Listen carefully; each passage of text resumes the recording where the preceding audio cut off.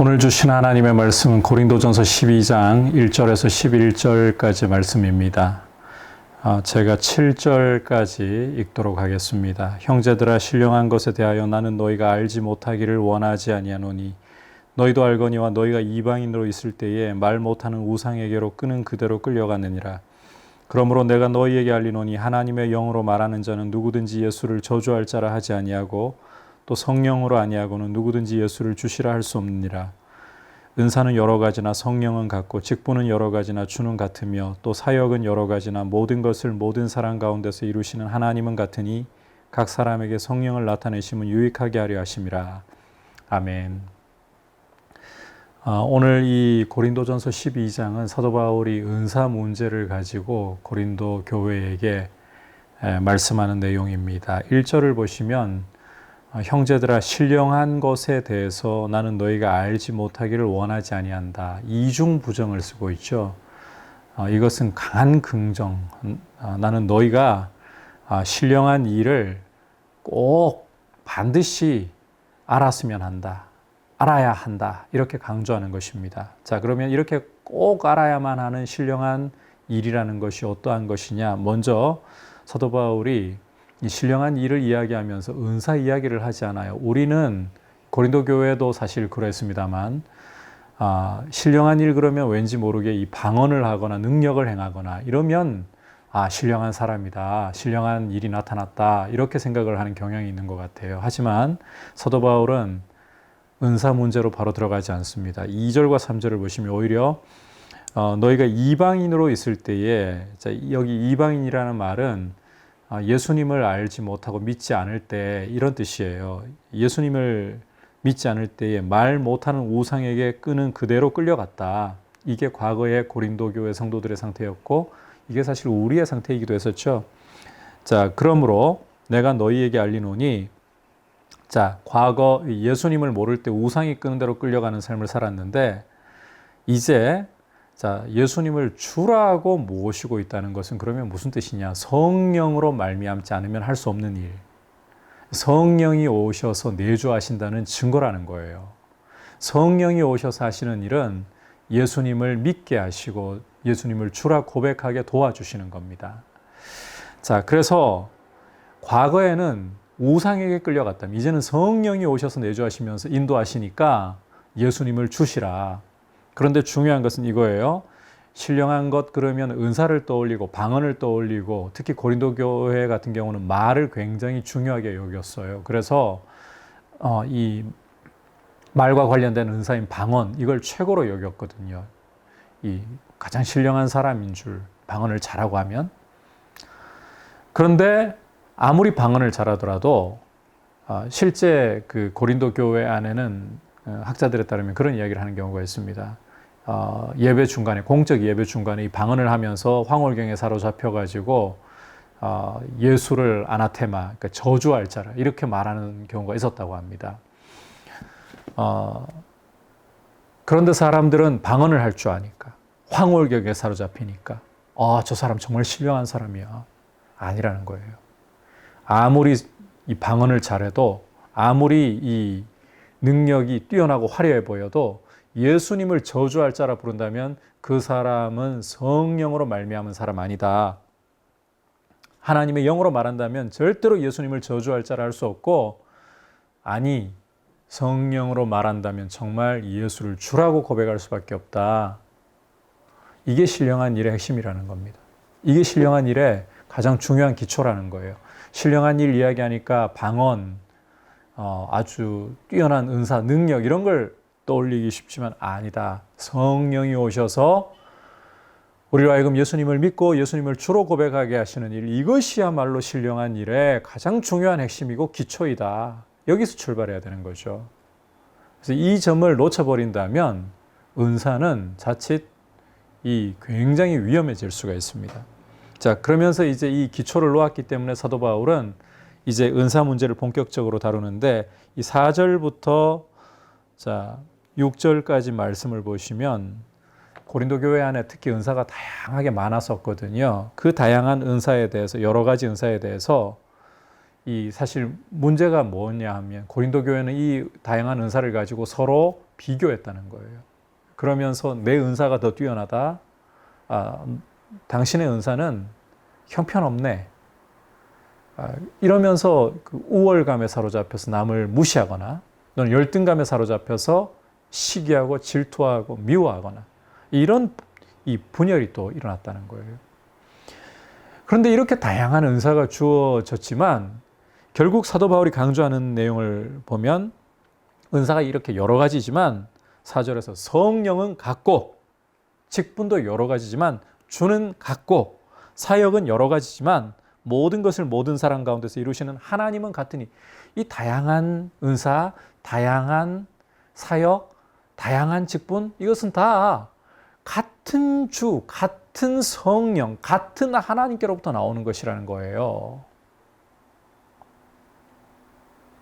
자, 그러면 왜 이렇게 성령께서 각 사람에게 다양한 은사를 주셨느냐, 다양한 직분을 주셨느냐, 다양한 사역을 하게 하셨느냐?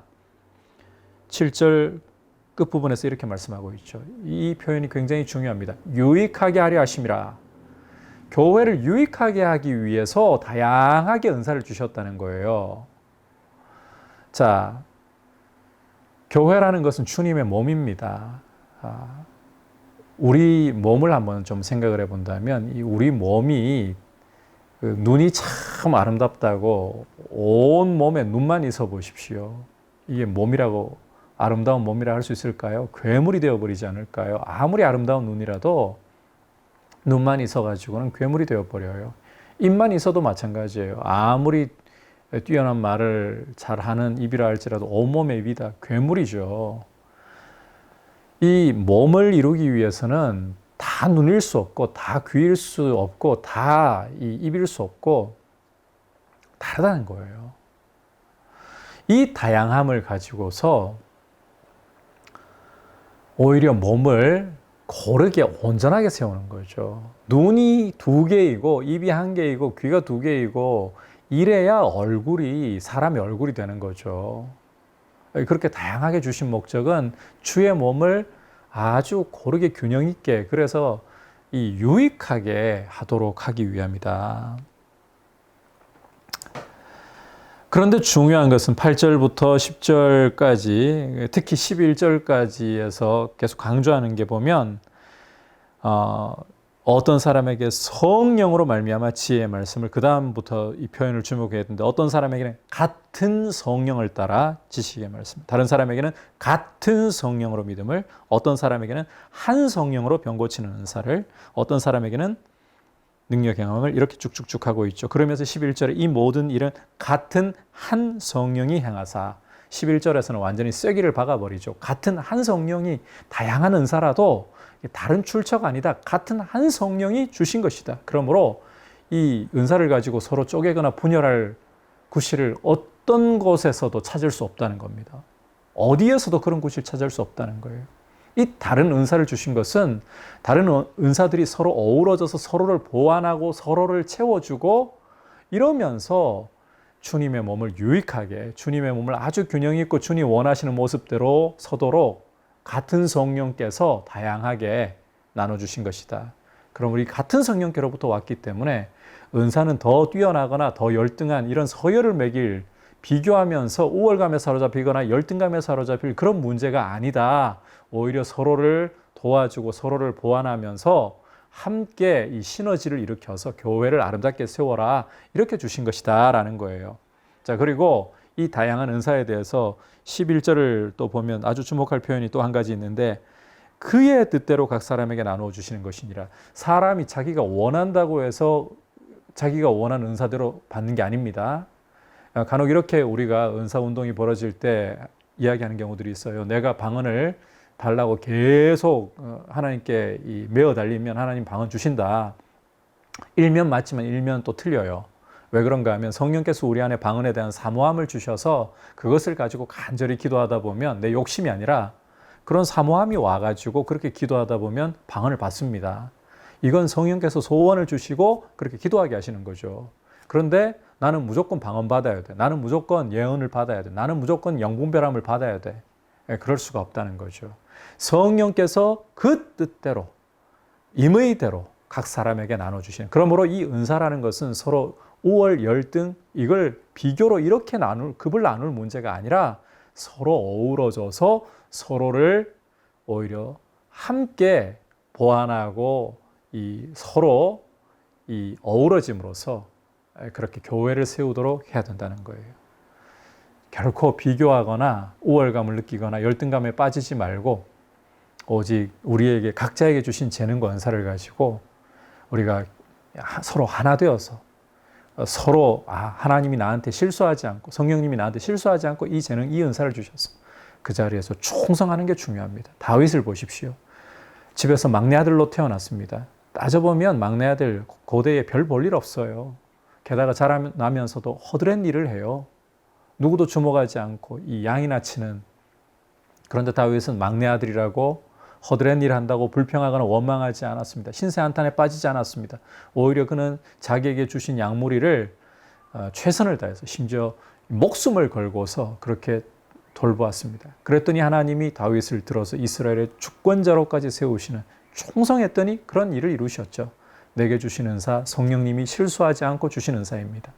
거기에 충성하면서 우리가 또 함께 각자의 은사로 주님이 주신 자리에서 몸을 아름답게 세우는 그런 역할을 함으로써 주님의 뜻 가운데 교회가 아름답게 서가기를 축복합니다.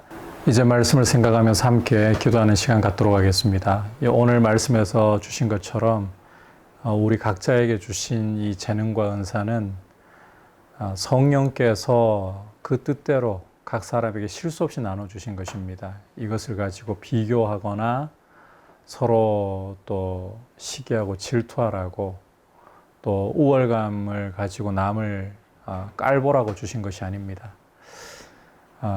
이 사실을 생각하고 이 은사에 대해서 충성스럽게 최선을 다해서 자기의 자리를 잘 지키고 또 교회가 이렇게 하나로 서로 존중하면서 함께 가는 것이 참 중요합니다. 그런 모습으로 우리 자신을 드리게 해달라고 첫 번째로 기도하고, 두 번째로는 남북 간의 이 관계를 주님 돌보셔서 역사의 주인이신 주님, 북한의 모든 도발의 의지들을 꺾어주시고 평화롭게 하루속히 이 나라가 남과 북이 하나가 될 수 있게 해주시고, 또 마지막으로 코로나 사태가 하루속히 종식될 수 있도록 은혜 주옵소서. 같이 기도하겠습니다.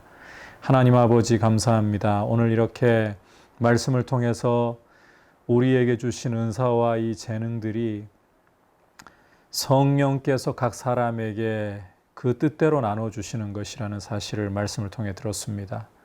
결코 이 은사와 재능이 서로 비교하면서 잘남을 자랑하거나 또 못남을 생각하면서 열등감에 빠지거나 시기 질투하라고 주신 것이 아니라, 주님, 나를 지으시고 나를 잘 아시는 주님이 성령으로 나에게 가장 적절하게 은사를 주셨기에 비교하지 말고 경쟁하지 말고 주신 은사를 따라 충성할 수 있도록 은혜를 주시고, 또 서로 존중하면서 함께 교회를 아름답게 하나로 세워나가게 하여 주옵소서.